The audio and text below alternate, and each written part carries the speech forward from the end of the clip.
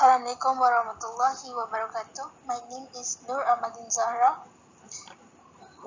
Today, me and my friend Ayu, SABRINA, FATIN and NAZURAH are going to discuss on monetary policy from Chapter 4. What is monetary policy? Monetary policy is the macroeconomic policy laid down by the central bank.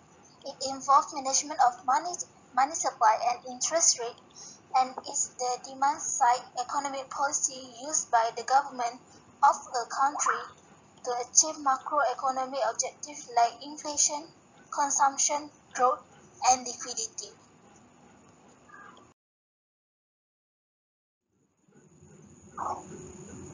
In macroeconomic, there are two types of monetary policy. Number 1. Contractionary monetary policy. Contractionary monetary policy aims to decrease money supply and control inflation. Number 2. Expansionary monetary policy. Expansionary monetary policy aims to increase money supply and control unemployment during recession. The central bank uses its monetary policy tools to increase or decrease the money supply.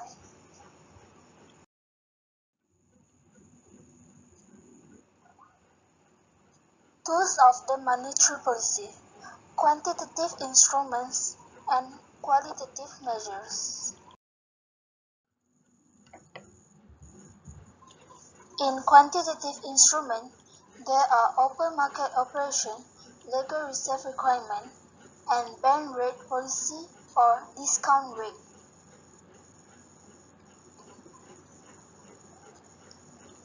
Open market operation. The central bank buys or sells government securities and treasury bills in the open market to influence the size of bank deposits. Contractionary open market operation is used to control inflation by selling securities and treasury bills to the public to reduce bank deposits and loan of commercial bank. Money supply will drop, interest rate will rise, investment will decrease, leading to a decrease in aggregate demand and price level. In recession, expansionary open market operation is used. The central bank buys security from the public, paying them with checks, resulting in an increase of credit creation and money supply, leading to the fall of interest rate. This will then result in an increase in investment, aggregate demand, and unemployment. Legal reserve requirement. Required reserve ratio is the minimum amount of cash that the central bank requires all commercial banks to keep in the central bank. It is to limit the amount of loan that banks can make to the domestic economy, thus limiting the supply of money. The higher the central bank set the reserve requirement, the higher the commercial banks are required to keep more funds with the central bank, thus causing less funds the bank can loan out, leading to lower aggregate demand and price level. In recession, the authorities reduce the required reserve ratio to encourage an expansion in lending and deposits. The economic activity is affected and investment, output, and employment level will increase. Band rate policy or discount rate. The band rate or discount rate is the rate of interest which a central bank charges on the loans and advances to a commercial bank. Changes in the band rate or discount rate resulting changes in the market rate of interest and affect the cost of loan borrowing. During inflation, central bank will force the interest rate up by raising its own lending rate. Loan become costly to borrow and public reduce spending. This will reduce investment and aggregate demand and control price level. During recession, the central bank will reduce the bank rate. Borrowing loans from commercial banks will be easier and cheaper. Hence, boost up the credit creation, aggregate demand, and employment.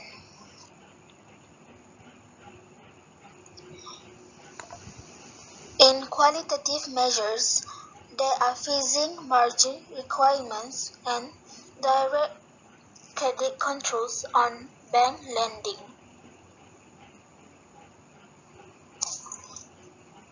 Phasing margin requirements.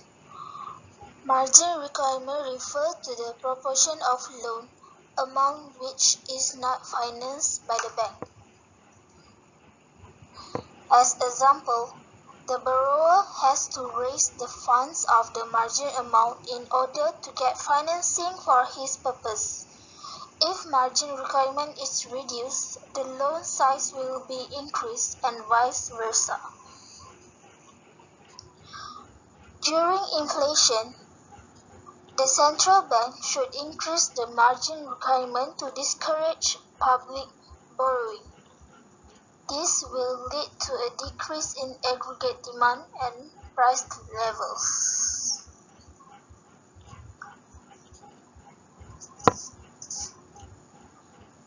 Direct credit controls on bank lending. Direct credit controls are used to restrict unhealthy expansion of some selective credit, to control speculative and hoarding activities within the economy. During inflation, the central bank restricts unhealthy expansion of credit through imposing strict regulations.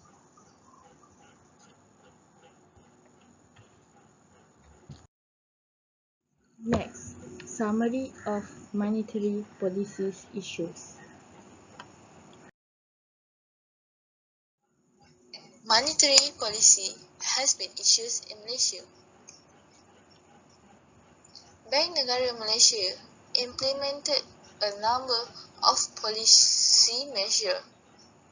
These measures aim to improve the efficiency of the intermediation process in providing finances to productive economic activities, as well as to enhance the efficiency of the operation of the money market to allow interest rate to reflect underlying liquidity conditions. This measure also aim to reinforce the fundamental thrust of policy to achieve the objective of monetary and financial stability. Lately, Malaysia faced monetary policies due to the pandemic COVID-19. Movement Control Order (MCO) has been implemented to stop this pandemic, but this led to the downfall of economy all over the globe. Global economic conditions have weakened in the recent period. The ongoing COVID-19 outbreak has disrupted production and travel activity, especially within the region. This has also led to greater risk aversion, resulting in tighter financial conditions and a resurgence in financial market volatility. Downside risks to the growth outlook have increased, particularly in the near term. However, a number of countries have implemented policy responses. With further anticipated policy measures, these actions are expected to mitigate the economic impact of COVID-19.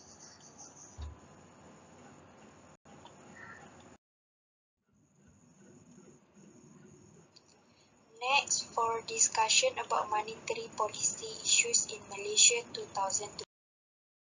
Bank Negara Malaysia has ample room for monetary policy adjustments as the country braces for the impact from the COVID-19 coronavirus outbreak. Asked whether Bank Negara would reduce its overnight policy rate further in view of the macroeconomic challenges, its Governor Datuk Nur Samsia Muhammad Yunus said the central bank has ample room for monetary policy adjustments.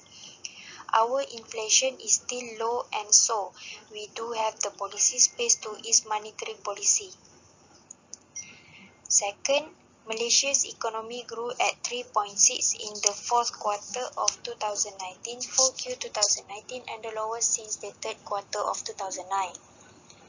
The central bank unexpectedly cut its overnight policy rate last month by 25 basis points to 2.75%, the lowest since March 2011. In a statement issued by Bank Negara, it expects the economy to remain supported by private sector activity in 2020, but concerns are the impact of the COVID-19 in the first quarter. And third, overall impact of the virus on the Malaysian economy will, however, depend on the duration and spread of the outbreak as well as policy responses by authorities. For the year as a whole, growth will be supported by household spending, the realization of approved private investment projects in recent periods, and higher public sector capital spending.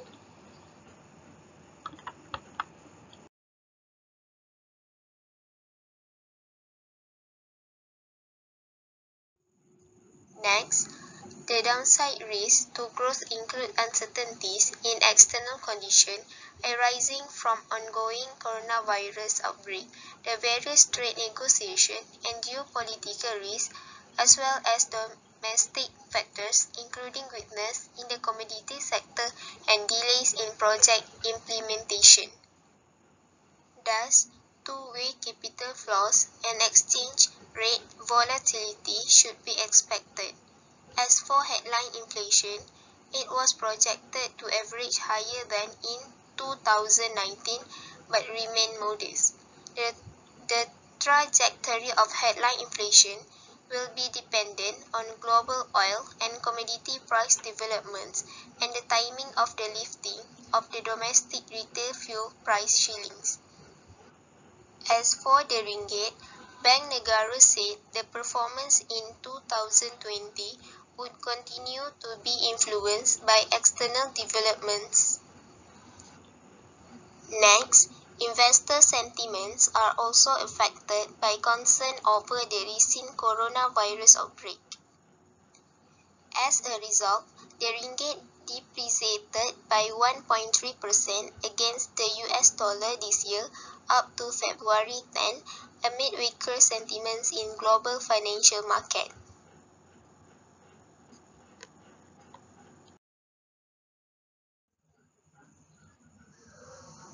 Last but not least, conclusion.